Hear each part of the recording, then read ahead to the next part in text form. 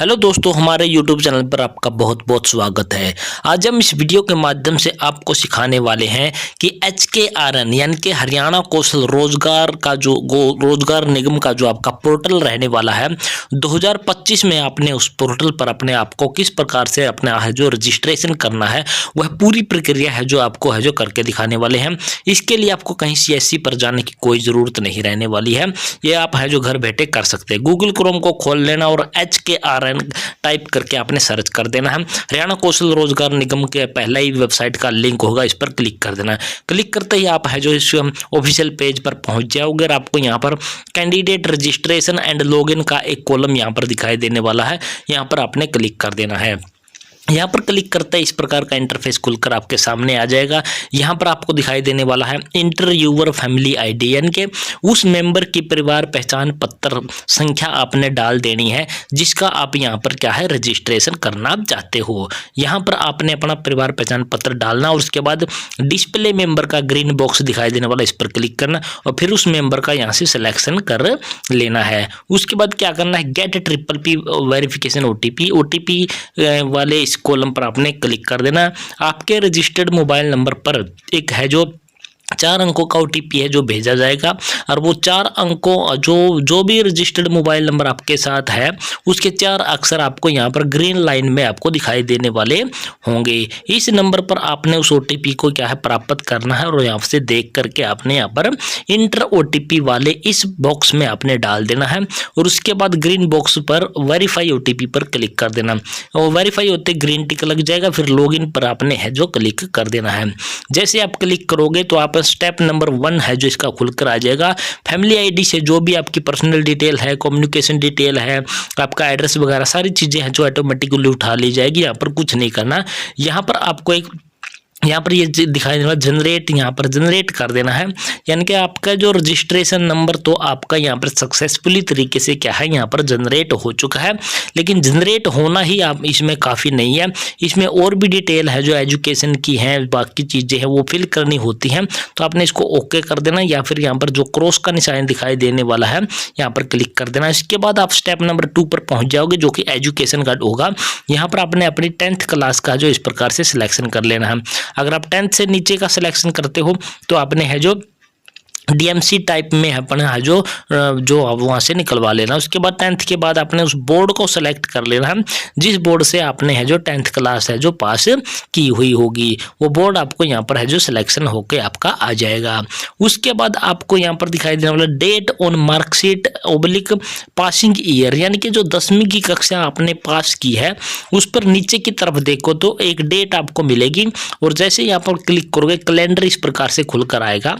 आपने सबसे पहले ईयर सेलेक्ट करना, उसके बाद अपना मंथ और मंथ के बाद अपनी है जो डेट सेलेक्ट कर लेनी है।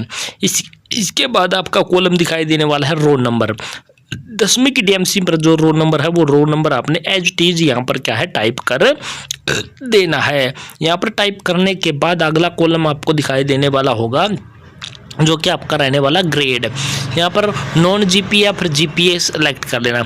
नॉन GPA सेलेक्ट करोगे तो आपने टोटल मार्क कितने प्राप्त किए और कितने में से प्राप्त किए हैं। जैसे कि हमने 500 में से 199 अंक प्राप्त किए हैं। यहाँ पर आपको टाइप करने के बाद आपने स्क्रीन पर कहीं भी क्लिक मार देना है। थोड़ी सी प्रोसेसिंग होके ऑटोमेटिकली यहाँ पर अपनी परसेंटेज बन जाएगी।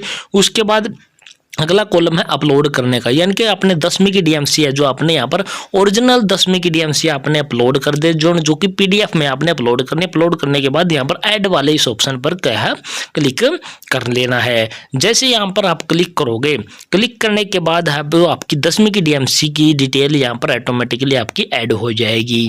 इसके बाद अगर आपके पास और भी कोई क्वालिफिकेशन है, 10वीं 12वीं graduation diploma ITI post graduation, इनमें से कोई भी क्वालिफिकेशन है तो इसी प्रकार से आपने स्टेप बाय स्टेप है जो ऐड करके इसमें चलते जाना है। अगर नहीं है तो आपने क्या स्क्रॉल करके नीचे आना है और उसके बाद NSFQ की नेशनल स्किल क्वालिफिकेशन फ्रेमवर्क का कोई डिप्लोमा सर्टिफिकेट है तो यस करना, अदरवाइज आपने यहाँ पर क्या कर देना है नो कर देना। नो करने के बाद सेव NSFQ सर्टिफिकेट वाले इस ग्रीन बॉक्स पर आपने क्लिक कर देना है।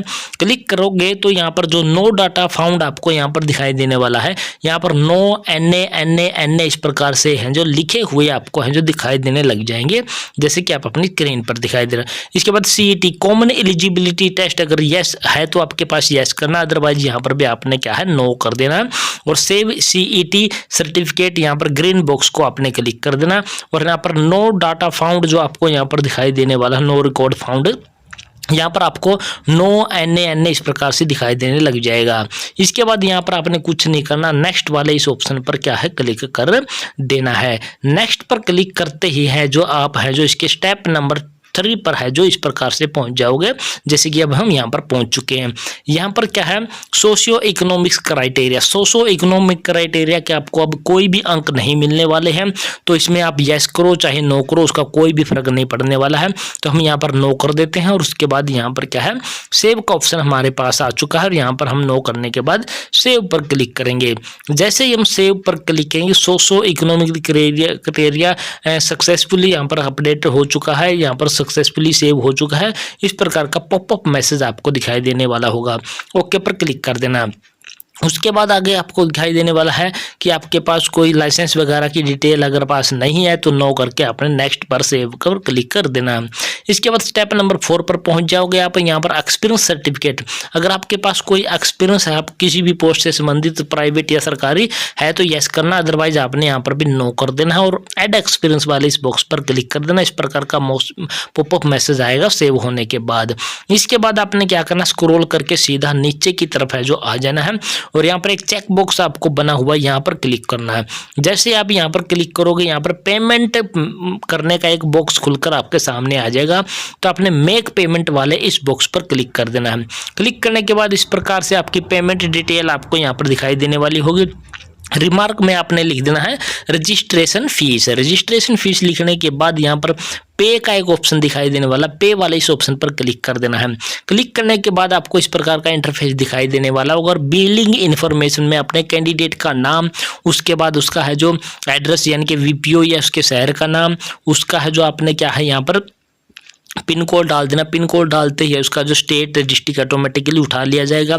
उसके बाद उसका मोबाइल नंबर यहाँ पर आपने इंटर कर देना है और उसके बाद इंटर करने के बाद ईमेल आईडी है जो उस कैंडिडेट की यहाँ पर है जो फिल कर देनी है, ताकि जो पेमेंट का मैसेज उसको प्राप्त हो जाए। ये सारी चीज़ें फिल करने के बाद स्क्रॉल करके नीचे आना और नेट बैंकिंग और UPI 2 ऑप्शन होंगे। हमने UPI को सिलेक्ट कर लेना और यहाँ पर QR जनरेट कर लेना है। QR जनरेट करने के बाद इस प्रकार से QR दिखाई देगा। आपने अपने दूसरे फ़ोन की सहायता से इसको क्या है इस प्रकार से क्या है स्कैन कर लेना है। स्कैन करने के बाद पेमेंट कर देना है। जैसे इसकी पेमेंट होगी तो आपके सामने है जो कुछ इस प्रकार की प्रोसेसिंग होगी, जैसे कि अभी आपको दिखाएगी पेमेंट सक्सेसफुल हो चुकी है और इस प्रकार से आपको सर्वर एरर आपको यहाँ पर दिखाई देने वाला होगा। आपने यहाँ पर बिल्कुल भी नहीं घबराना है, इसको यहीं पर छोड़ देना है। जब इस पेमेंट को हुए 24 घंटे हो जाएं, 24 घंटे होने के बाद आपने फिर से है जो पोर्टल पर आ जाना, जैसे कि हम आपको यहाँ पर दिखाते हैं। गूगल को खोल लेना, HKRN के पोर्टल पर आ जाना है और यहाँ पर कैंडिडेट रजिस्ट्रेशन लॉगिन वाले ऑप्शन पर आ जाना। उसके बाद फैमिली आईडी, उसी फैमिली आईडी को आपने यहाँ जो इस प्रकार से टाइप करना है, उसी प्रकार से आपने फिर क्या है डिस्प्ले मेंबर को सिलेक्ट करना है, उस मेंबर का सिलेक्शन करना है।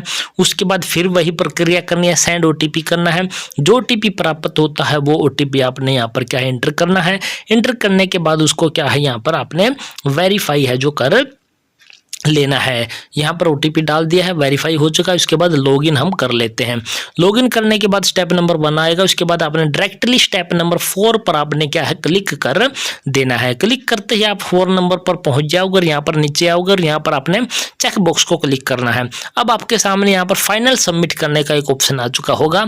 अब आपने इस फाइनल सबमिट वाले ऑप्शन पर क्लिक करना। जैसे ही आप क्लिक करोगे तो आपका रजिस्ट्रेशन सक्सेसफुल का इस प्रकार का पॉपअप मैसेज आपको दिखाई देने वाला होगा, यानी कि आपका रजिस्ट्रेशन है वो फुली तरीके से सक्सेसफुली तरीके से आपका है रजिस्ट्रेशन हो चुका है और सारी चीज़ें आपके फाइनलाइज आपकी यहाँ पर हो चुकी है।